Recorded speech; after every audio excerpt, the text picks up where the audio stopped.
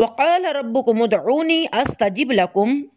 اور تمہارے رب نے فرمایا ہے مجھے پکارو میں تمہاری دعا قبول کروں گا۔ اور اسی لیے تو رحمت عالمیان صلی اللہ تعالی علیہ وآلہ وسلم نے ارشاد فرمایا کہ دعا مومن کا ہتھیار ہے، اور دعا دین کا ستون ہے، اور زمین اور آسمان اس کے نور سے منور ہیں۔ اور میرے سرکار آقا کریم صلی اللہ تعالی علیہ وآلہ وسلم نے ارشاد فرمایا کہ جس شخص کے لیے دعا کا دروازہ کھول دیا گیا گویا کہ اس کے لیے رحمت کے دروازے کھول دیے گئے۔ اور دعا میں اللہ تعالیٰ سے عافیت کا سوال کرنا بہت ہی پسندیدہ ہے، یعنی کہ مرشد بحق آپ سرکار صلی اللہ تعالی علیہ وآلہ وسلم نے دعا مانگنے والے کو یہ تلقین فرمائی ہے کہ جب وہ دعا کرے تو اس کے دل کے اندر یہ یقین ہونا چاہیے کہ میرا کریم اور رحیم پروردگار میری اس عاجزانہ التجا کو بہت زیادہ قبول فرمائے گا۔ یعنی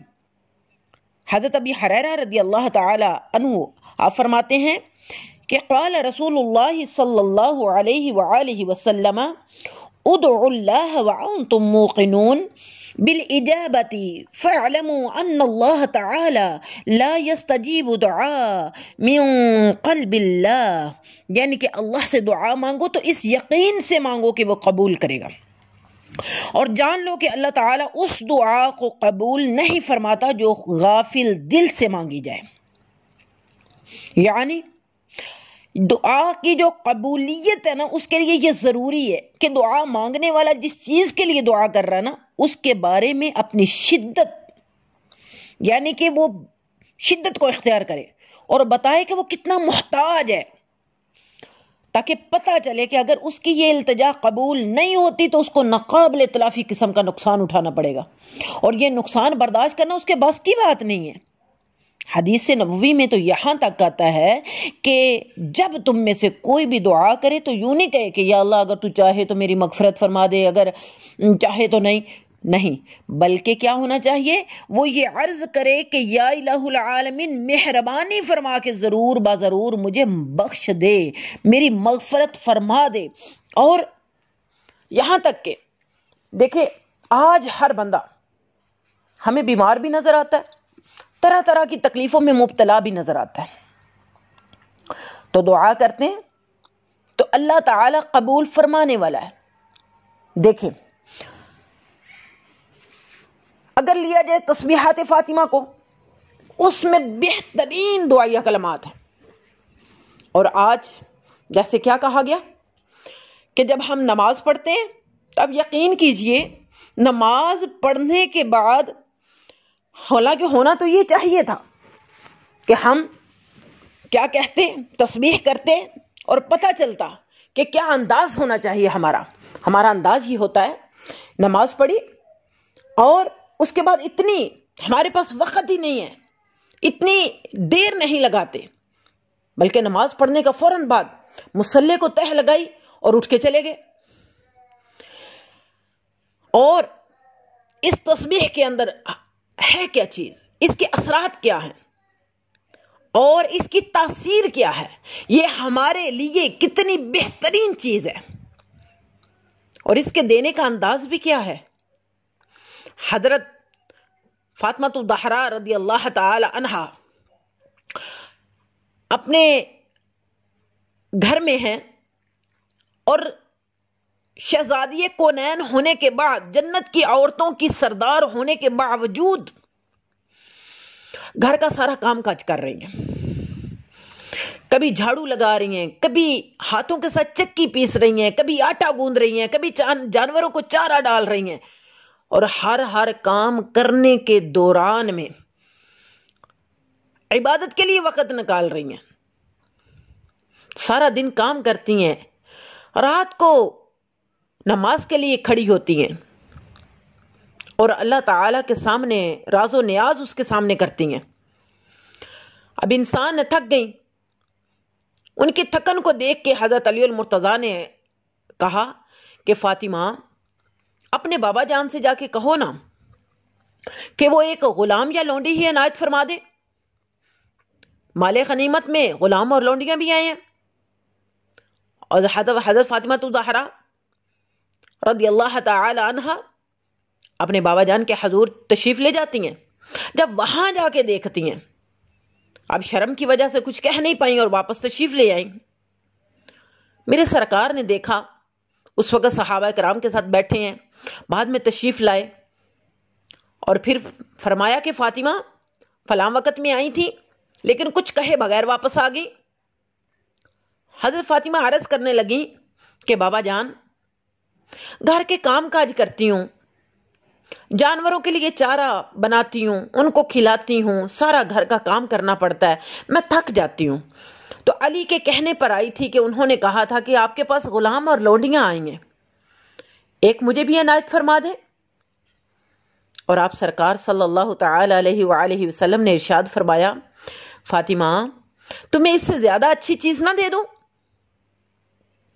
عرض کرنے لگی کہ بابا جان اور جو اچھی چیز ہے وہ عنایت فرما دے۔ تو میرے سرکار آقا کریم صلی اللہ تعالی علیہ وآلہ وسلم نے ارشاد فرمایا کہ جب تم بستر پر جاؤ اور لیٹ جاؤ سارے کاموں سے فارغ ہو کے، دائیں کروٹ لیٹو اور 33 بار پڑھو سبحان اللہ، پھر 33 بار پڑھو الحمدللہ، پھر 34 بار پڑھو اللہ اکبر، اور جب صبح اٹھو گی تو اس تھکن کا نام و نشان بھی نہیں ہوگا۔ دیکھیے آپ سرکار صلی اللہ تعالی علیہ وآلہ وسلم نے وہ لونڈیاں اور غلام تو عطا نہیں کیے، لیکن اس سے بہترین ایک چیز جو ہے وہ عطا فرما دی۔ اور آج ہم اگر اس کو دیکھیں تو وہ ان کے لیے نہیں تھی، یہ در حقیقت ان کی امت کے لیے یہ چیزیں تھیں کہ آج جب ہم اللہ سے دعا کریں، اللہ سے مانگیں تو کیا تصور رکھ کے مانگیں۔ آج ہمارا طریقہ کیا ہوا؟ ہمارا طریقہ یہ ہو گیا ہے کہ جب مصلی پر کھڑے ہوتے ہیں ہمارا دل کہیں اور ہوتا ہے، دماغ کہیں اور ہوتا ہے، زبان ہماری تسبیحات کو پڑھ رہی ہوتی ہے، لیکن ہم نہ جانے کہاں ہوتے ہیں۔ اب سلام بھی پھیر لیا اور مصلی اٹھا لیا، اور اگر کبھی یہ تسبیحات پڑھنے کا موقع بھی ملا تو سبحان اللہ سبحان اللہ سبحان اللہ، الحمدللہ الحمدللہ، اللہ اکبر اللہ اکبر، 1 منٹ کے اندر تسبیح کو ختم کر کے اٹھ گئے۔ حالانکہ ہونا کیا چاہیے؟ سبحان اللہ، اللہ تو پاک ہے، الحمدللہ ساری تعریف ہی تیری ہے، اللہ اکبر، اللہ تو بہت بڑا ہے۔ اور جب یہ تینوں چیزیں آپ کے ذہن میں ہیں، سبحان اللہ، اللہ تو پاک ہے ساری چیزوں سے اور سارے عیبوں سے پاک ہے، اللہ میں بیمار ہوں، میرے اندر یہ پرابلم ہے، میرے اندر یہ مسئلہ ہے، مجھے یہ بیماری ہے، مجھے ڈپریشن ہے، مجھے یہ ڈر ہے، مجھے یہ خوف ہے، میرے اندر میرا بی پی ہائی ہوتا ہے، میرا لو ہو جاتا ہے، مجھے جوڑوں میں درد ہے، میری پنڈلیوں میں درد ہے، میرے پٹھوں میں کھچاؤ ہے، مجھے شوگر ہو گئی۔ اللہ، یہ اتنی ساری بیماریاں، آپ اپنی بیماری کا نام لیں، اس کا تصور کیجئے، تصور کرنے کے بعد اللہ کے سامنے عرض گزار ہوئیے کہ سبحان اللہ سبحان اللہ، اللہ تو پاک ہے، اللہ جب تو پاک ہے تو الحمدللہ ساری تعریف جب تیرے لیے ہے، اللہ مجھے بھی ان بیماریوں سے پاک فرما دے، مجھے بھی ان بیماریوں سے میری بیماریاں ختم فرما دے، اور جب میری یہ بیماریاں ختم ہو جائیں گی تو میں بھی تعریف کے قابل ہو جاؤں گا۔ جب لوگ میری صحت مندی کی تعریف کریں گے، میرے حسن کی تعریف کریں گے، میری صحت کی اور میری تندرستی کی تعریف کریں گے، تو وہ در حقیقت میری نہیں، وہ تو تیری ہی تعریف ہوگی، اور جب وہ تیری تعریف ہوگی تو اللہ اکبر، اور جب اللہ اکبر کہے تو یہ تصور رکھے اللہ تو سب سے بڑا ہے، اللہ تو علی کل شیء قدیر ہے، تو سب کچھ کر سکتا ہے۔ اللہ جب تو کر سکتا ہے تو مجھے بھی عطا فرما دے، مجھے عافیت عطا فرما، مجھے خیر عطا فرما، میری نسلوں کے لیے، میری اولاد کے لیے، میرے والدین کے لیے، میرے اہل خانہ کے لیے۔ جب آپ دونوں جہانوں میں عافیت کا بھی سوال کریں گے تو انشاءاللہ عز و جل یہ دعا جو ہے وہ آپ کے لیے دنیا و آخرت کے لیے سٹور کر لی جائے گی، اور انشاءاللہ عز و جل آپ جب اللہ تعالیٰ کی حمد و ثنا کے بعد اور درود و سلام پڑھنے کے بعد جب اللہ کے سامنے عرض گزار ہوں گے تو پھر آپ کی دعا جو ہے وہ کبھی بھی رد نہیں کی جائے گی۔ لیکن دعا کا طریقہ کیا ہے؟ آپ دعا کے طریقے کو دیکھیے گا کہ آپ نے کس طریقے سے دعا کرنی ہے۔ کہ سب سے پہلے اللہ تعالیٰ کی تعریف، اس کے بعد آپ سرکار صلی اللہ تعالی علیہ وآلہ وسلم پر درود و سلام، اور اس کے بعد اپنی دعا جو ہے وہ اللہ کے سامنے پیش کیجئے، اس کے بعد پھر درود و سلام پڑھ کے اس دعا کو ختم فرمائیے، تو انشاءاللہ عز و جل، اور دل میں یہ یقین رکھیے کہ آپ کا خدا جو ہے یہ رب کریم، کیونکہ وہ کریم ہے اور کریم کے در سے کوئی بھی خالی نہیں جاتا، تو وہ ضرور بضرور اپنے حبیب کریم کے صدقے سے آپ کو ضرور عطا فرمائے گا۔ اللہ تعالی ہمیں صحیح طریقے سے دعا کرنے کی توفیق عطا فرمائے۔ وما علینا الا البلاغ المبین۔